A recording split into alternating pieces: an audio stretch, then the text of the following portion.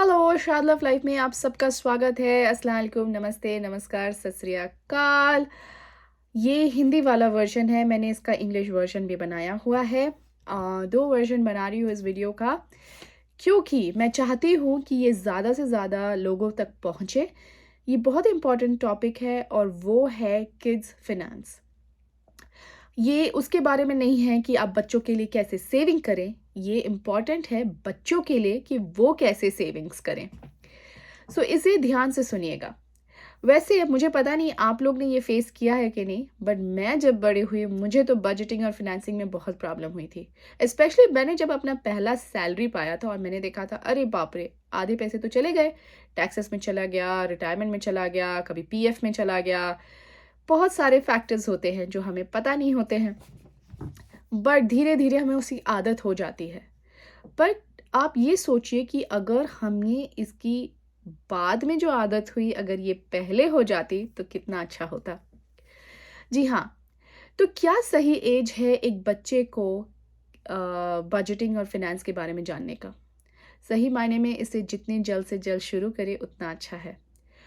तो लगभग बोलते हैं, रिसर्च ने बताया है कि 5 साल से आप शुरू कर सकते हैं, जहाँ बच्चे को धीरे धीरे एक हैबिट हो जाएगी कि उसे क्या करना चाहिए अपने पॉकेट मनी का। तो क्या करे, बस पॉकेट मनी निकाल के दे दे? चलिए देखते हैं। जब भी हम पॉकेट मनी के बारे में बात करें तो वो एक इनकम होता है, जो पैसा उन्हें मिलता है, बट साथ में खर्चे के बारे में भी बात करना पड़ता है, क्योंकि जहाँ इनकम है वहाँ खर्चे भी होते हैं। बच्चों को ये चीज़ के बारे में बताना बहुत ही ज़रूरी है, ताकि वो आपके हालातों को भी समझें और ना ही क्वेश्चन करें या डिमांड करें चीज़ों का। तो जब भी आप पॉकेट मनी का बात करें, तब आप उन्हें ये भी बताएं कि गवर्नमेंट का टैक्स देना क्यों इम्पोर्टेंट है। जैसे कि वो रास्ते में चलते हैं, ड्राइविंग होती है रास्ते में, तो वो रोड जो बनती है वो उसके पैसे हमारे ही टैक्स के मनी से जाते हैं। सेकेंडली, जैसे कि जब बुढ़ापा आएगा, जब वो काम नहीं कर पाएंगे, तब वहाँ पर वो अपना खर्चा कैसे चलाएंगे। इसलिए उनको अपने रिटायरमेंट के बारे में भी सोचना बहुत ही ज़रूरी है। अभी उनके पास पैसा है, ऐसे बहुत से लोग हैं जिनके पास पैसे नहीं हैं। अब जब आपके पास ज़्यादा हो, जिनके पास नहीं हो, उन्हें भी मदद करना ज़रूरी है। तो इसी ज़रिए से आप उनसे चैरिटी और डोनेशन के बारे में बात कीजिए और उसकी इम्पोर्टेंस ज़रूर सिखाइए। फिर जो पैसे रह जाते हैं उनको सेविंग्स के बारे में बताइए। और आजकल का ज़माना इतना एडवांस हो गया है कि अब वो टाइम नहीं रहा कि हम पैसों को पिगी बैंक में डाल दें।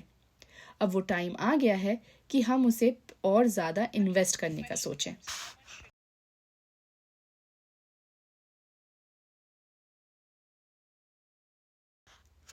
तो चलिए मैं आपको एक रफ एग्जांपल देती हूँ। अगेन आप ये अपने हिसाब से जोड़ तोड़ कर सकते हैं, बट मैं ये आपको बस एक एग्जांपल दिखाती हूँ। तो आपने अपने बच्चे के हाथ में 10 रुपए रखा, या $10 जैसे हम यहाँ देते हैं। अब उसमें से आप उनको बोलिए, क्या देखिए, गवर्नमेंट का टैक्स है 20%, 30%, 15%, जो भी आपके गवर्नमेंट का वहाँ पे स्टेट में टैक्स होगा, आप उसी हिसाब से उनको बोलिए निकाल के देने। मैंने यहाँ 30% लिया है, तो मैं अब अपने बच्चे को बोलूँगी, चलो 30% के हिसाब से जितना होता है उतना टैक्स मुझे वापस करो। और ये क्यों हम चाहते हैं कि हम पैसा दे और फिर ले, वो इसलिए ताकि बच्चों को एहसास हो कि 10 रुपये मेरे हाथ में तो आया, बट अब मुझे ये वापस टैक्स का अमाउंट देना पड़ता है, और क्यों देना पड़ता है वो समझेंगे और उनकी आदत भी बन जाएगी और उनके दिमाग में भी ये बैठ जाएगा कि सारा पैसा कभी हाथ में नहीं आता, हमें गवर्नमेंट को भी देना पड़ता है। उसके बाद जो पैसा बचता है, आप फिर उनसे वो चैरिटी और डोनेशन लीजिए।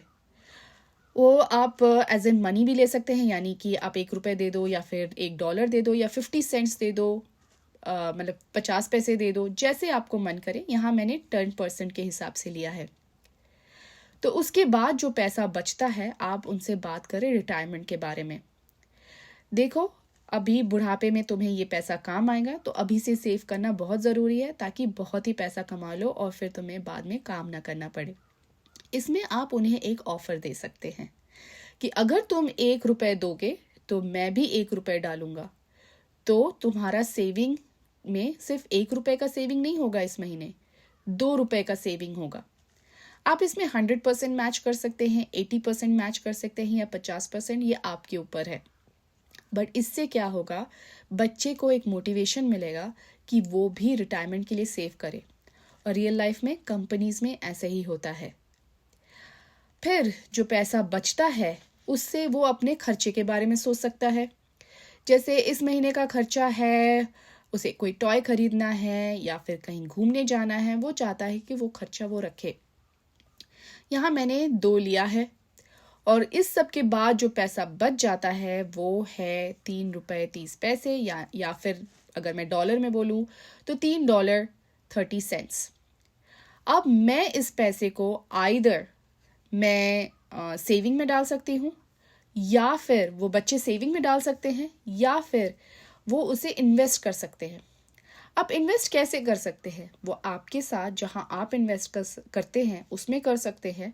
सो सपोज वो 3 रुपए डालते हैं या $3 एज एन इन्वेस्टमेंट डालते हैं, तो वो एज अ परसेंटेज, सपोज आप 100 इन्वेस्ट कर रहे हैं तो 3 अगर वो कर रहे हैं तो उसका परसेंटेज कितना हो गया, तो उतना इन्वेस्टमेंट जाता है। जब प्रॉफिट आएगा तो वैसे ही उनको भी प्रॉफिट मिलेगा उसी परसेंटेज के हिसाब से। हमेशा एक सवाल होता है कि हम पॉकेट मनी कितना दें, और स्टडीज़ और रिसर्च के हिसाब से ये एक एग्जाम्पल है कि आप कितना दे सकते हैं।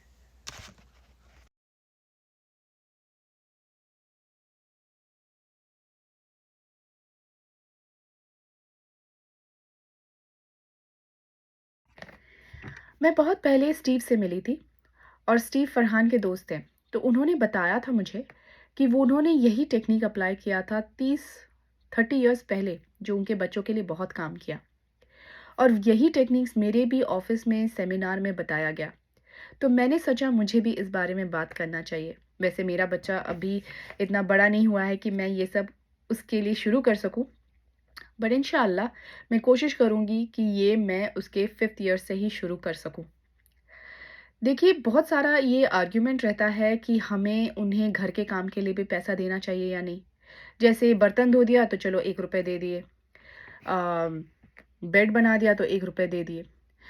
वैसे बहुत लोगों के लिए ये काम किया है, बोलते हैं बच्चे मोटिवेटेड होते हैं, घर का काम बहुत ज़्यादा करते हैं।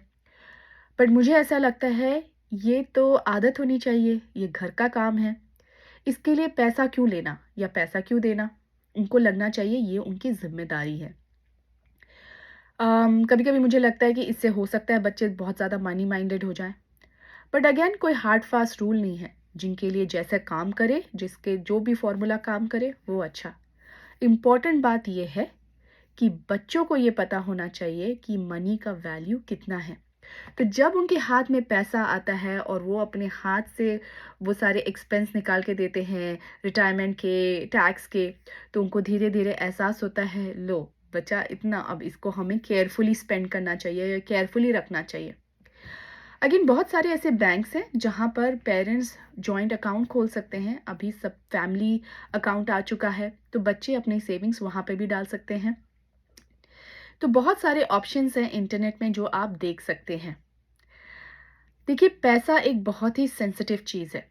अगर आप बच्चों को सही तरीके से इसका ज्ञान दें, नॉलेज दें, तो बच्चे बहुत कुछ अपने एज में, मतलब बहुत कम एज से ही बहुत कुछ ऐसे इन्वेस्टमेंट के तरीके सोच सकते हैं जो हेल्पफुल होता है।